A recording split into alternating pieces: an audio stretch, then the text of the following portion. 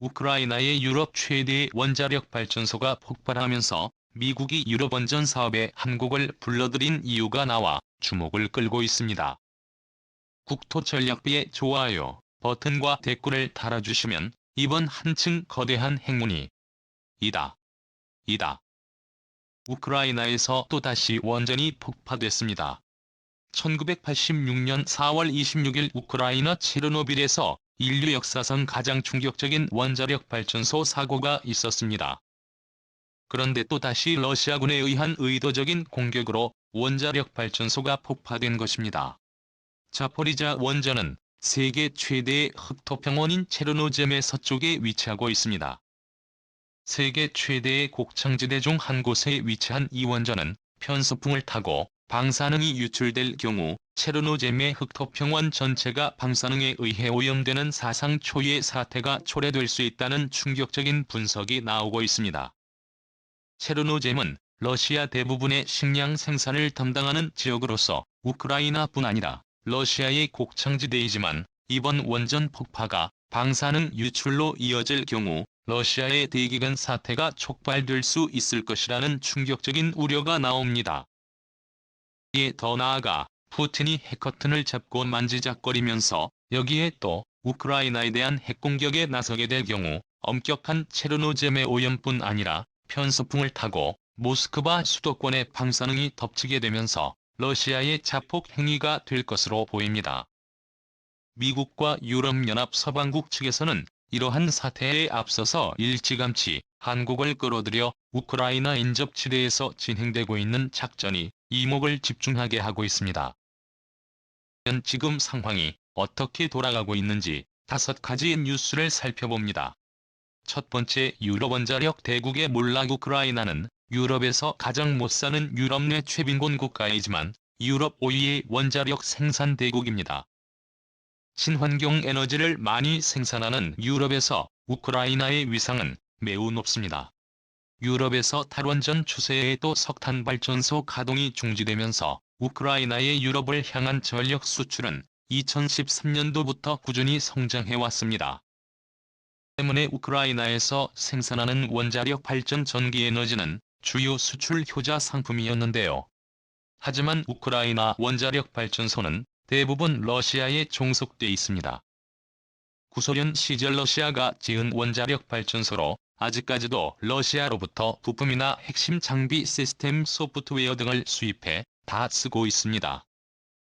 우크라이나 원전에서 생산되는 전기는 헝가리, 슬로바키아, 루마니아와 같은 인접 국가로 수출되는 상황이지만 이번 폭력 사태로 인해서 인접 유럽연합 회원국들의 전력 대란이 일어날 수 있을 것이라는 우려가 나오고 있습니다. 이러한 상황에서 미국, 유럽뿐 아니라 한국이 참여하는 프로젝트가 눈에 띄고 있습니다. 두 번째, 미국 정부의 우크라이나 주권 원천 개발. 현재 미국 정부는 폴란드, 루마니아, 불가리아와 같은 우크라이나와 접경한 인류 국가에서 소형 원자력 발전소 건설 사업과 원전 개발 사업이 속속 진행 중입니다. 러시아로부터 천연가스를 들여오는 동부 유럽권 국가들의 러시아 의존도를 낮추고 또 우크라이나 사태를 미리 예견을 한 것입니다. 그동안 미국은 불가리아 원전 수주를 위해서 러시아, 프랑스, 미국 세 나라가 동맹체를 결성하였으나 러시아가 빠지고 한국이 들어갈 가능성이 거론됩니다. 러시아는 그동안 구소련 정부가 1991년 단위 구간 코즐로드에 의해 건설한 원전 1개를 운영 중인데 이곳에서 불가리아 전력 3분의 1을 공급하고 있습니다. 원전의 수명은 30년이지만 불가리아 당국은 10년 더 연장하여 사용하기로 하면서 신규 원전 건설이 더욱 재촉되고 있습니다. 하지만 불가리아의 친러시아 세력들의 반발에 부닥쳐서 신규 원전 건설이 잠시 중단된 상황이지만 이번 우크라이나 사태를 계기로 우크라이나 인접 국가들에 대한 신규 원전 건설 사업이 더욱 탄력을 받을 것으로 보입니다. 현재 우크라이나와 인접국인 폴란드, 루마니아, 불가리아 세 나라를 대상으로 미국 정부 차원의 동유럽 원전 개발 사업이 큰 탄력을 받을 것으로 전망되고 있습니다. 세 번째, 미국 사업에 한국이 들어가는 이후 한국은 원자력 발전소 개발을 진행한 이후 미국보다 앞선 원자력 기술을 보유하고 있습니다. 현재 우크라이나 접경 국가인 폴란드, 루마니아, 불가리아에서 진행되는 미국 정부의 원전 개발 프로젝트에서 한국이 중요하게 거론되고 있습니다. 미국 정부가 추진하지만 핵심 기술과 원전 건설은 한국 기업들이 대부분 건설을 할 것으로 관측되고 있습니다. 현재 미국 정부가 추진 중인 루마니아 치르나보다 원자력 발전소의 대형 기자재 및 변압기 등은 한국 기업이 속속 수백억 규모의 시설들을 수주하고 나서고 있습니다. 미국 정부는 소형 원전 민간 기업인 뉴스케일 파워사와 함께 루마니아에 짓는 소형 원전 모듈 SEMR을 건설하고 있습니다. 이 회사는 한국 두산중공업 등 한국 대기업이 지분을 보유한 기업으로서 사실상 한미 합작원자력 개발 회사로 볼 수 있습니다. 때문에 미국의 유럽 원자력 시장 진출은 한국 원전기술 보유 기업들의 진출로 볼 수 있어 한국 내 막대한 원전 수출 관련 고급 일자리가 많이 생기게 될 것으로 관측되고 있습니다. 최근 한국은 소형 원전 모듈 등 안전한 원자력 발전소 개발을 위한 사상 최대 규모 원자력 연구소를 경주 간포읍에 시설을 지으면서 세계 최고의 원자력 기술을 보유한 국가가 될 것으로 관측됩니다.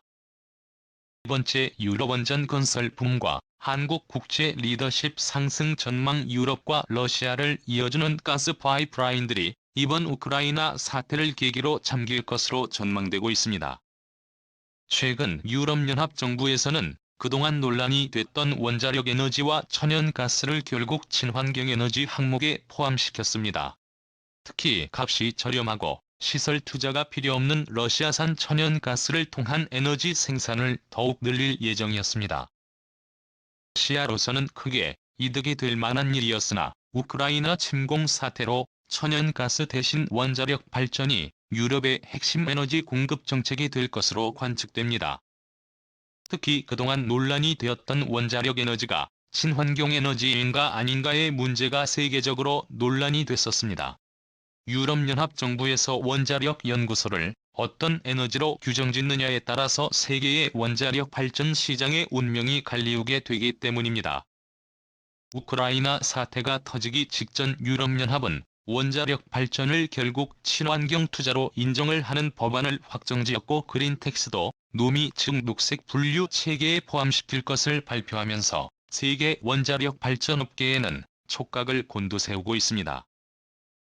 우크라이나 사태를 계기로 유럽의 천연가스 발전소들은 당분간 폐쇄되거나 천연가스 발전소 건립 계획이 축소될 가능성이 높습니다.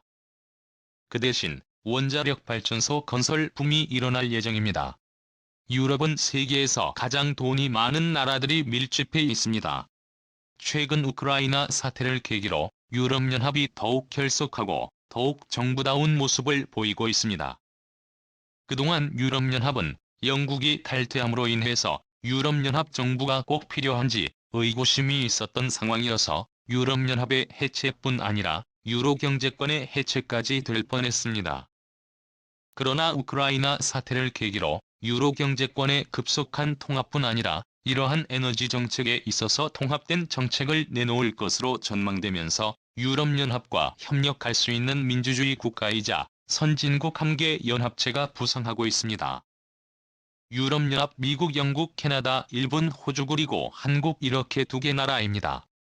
사실상 기존의 G7에서 독일, 이태리, 프랑스가 유럽연합으로 통합되고 한국과 호주가 끼면서 새로운 G7 체제가 조만간 출범할 가능성이 높아지는 것입니다. 한국은 특히 원자력 분야와 같은 에너지 기술 분야에서 최선도를 달리는 나라로서 이러한 국제민주주의 선진국과의 연합체에서 중요한 역할을 할 수 있을지 주목됩니다. 5번째, 이토에서 러시아 강화된다. 인류 궁극의 에너지 개발 사업은 바로 핵융합 에너지 개발 사업입니다. 기존의 원자력 발전보다 한 단계 앞서서 폭파와 오용 인명사고에 대한 우려가 없는 사실상 무한히 에너지 공급이 가능한 발전소입니다. 핵융합기술은 인공태양으로 불릴 정도로 무한정 에너지 공급이 가능한 꿈의 에너지 기술입니다. 때문에 이러한 인류의 사업을 추진하기 위해서 미국, 유럽연합, 일본, 중국, 러시아, 인도 그리고 한국이 연합되어 국제 컨소시엄으로 핵융합 발전에 관한 사업이 프랑스에서 진행되고 있었습니다. 세계에서 가장 핵심되고 진보된 기술을 갖고 있는 나라는 다름 아닌 한국입니다. 가장 오랜 시간 핵융합 발전 시간을 지속했기 때문입니다. 한국형 인공태양 K스타가 1교시에서 30초 동안 유지하며 세계 최장 시간을 기록한 것입니다. 현재의 지속시간이 300초 즉 5분 동안 이 시간을 유지하게 된다면 사실상 핵융합 발전 개발이 완료될 것으로 전망되고 있습니다. 여러 나라들 중에서 가장 긴 시간 동안 1억 도시를 유지한 나라는 오직 한국뿐인 상황일 만큼 독보적인 기술을 보유 중인데요.